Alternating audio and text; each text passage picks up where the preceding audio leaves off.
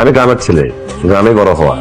HSC pass করার পর আমি ঢাকা শহরে আসি। বাবা ওই আসিফ শেষে অ্যাডমিন ক্যাডারে এবার জব হয়েছে। কংগ্রাচুলেশনস আসিফ। Thanks uncle. তোর বাবা মা কেমন আছে? আমার বাবা মাকেও বেঁচে নাই, মামা মামির কাছেই বড় হয়েছি। আমি গ্রামের ছেলে, গ্রামে বড় হওয়া। বুঝতে পেরেছি, খুবই স্ট্রাগলিং টাইম পার করেছো। সবার জীবনেই কোনো একটা কষ্টের সময় পার করতে হয়। এখন খুশির খবর হচ্ছে তোমার সেই কষ্টের দিন শেষ। কি বলেন আঙ্কেল? চাকরির টাকা তো খুবই সীমিত, এই টাকা দিয়ে কি ইচ্ছা মতো লাইফ এনজয় করা সম্ভব? না, একদমই সম্ভব না। বেতনের টাকা দিয়ে সংসার চালানো সম্ভব না। আর তুমি বেতনের টাকায় হাত কেন দেবে? এত কষ্ট করে খড় পুড়িয়ে এই জায়গায় এসেছো বেতনের টাকা তুলে খাওয়ার জন্য?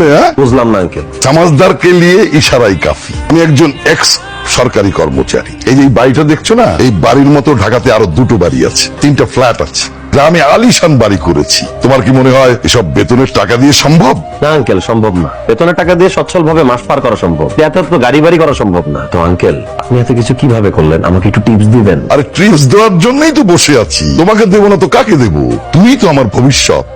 আসিফ তুমি এখনো একদম চুপ হয়ে আছো যে, ভয় পাচ্ছ নাকি? হয়তো পাচ্ছি। কিসের ভয় পাচ্ছ তুমি? তোমাকে হারানোর ভয়। মানে কি? আমি তোমাকে ভালোবাসি, আমি তোমাকে বিয়ে করতে চাই। সেটা তো আমি বাবাকেও বলেছি আর বাবাও রাজি হয়েছে, তাহলে এখানে সমস্যাটা কি? কিন্তু আমি তোমার বাবাকে মেনে নিতে পারছি না, কারণ তোমার বাবা একজন দুর্নীতিবাজ, আর আমি কোনো দুর্নীতিবাজ বাবার মেয়েকে বিয়ে করতে চাই না। তুমি কিন্তু আমাদের বাসায় এসে আমার বাবাকে অপমান করছো। একজন সরকারি কর্মচারী কয় টাকা বেতন পায় নাজলি? সেই টাকা দিয়ে ভালোভাবে মাস চলার পরে কোনো টাকা কি সেভিংস থাকে? সেই টাকা দিয়ে কি সম্ভব এরকম আলিশান 2-3টা বাড়ি করা, 3টা ফ্ল্যাট, গাড়ি, এত কিছু কেন সম্ভব?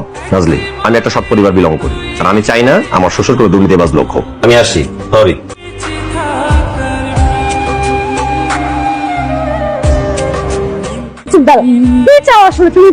শোনো, আমার কথা খুব সিম্পল। তুমি যদি তোমার দুর্নীতিবাজ বাবাকে ছেড়ে আসতে পারো, আমি তাহলে তোমাকে বিয়ে করবো, নাহলে আমি তোমাকে বিয়ে করবো না। তুমি কি আমার সেই আসিফ তাকে আমি 5 বছর ধরে চিনতাম?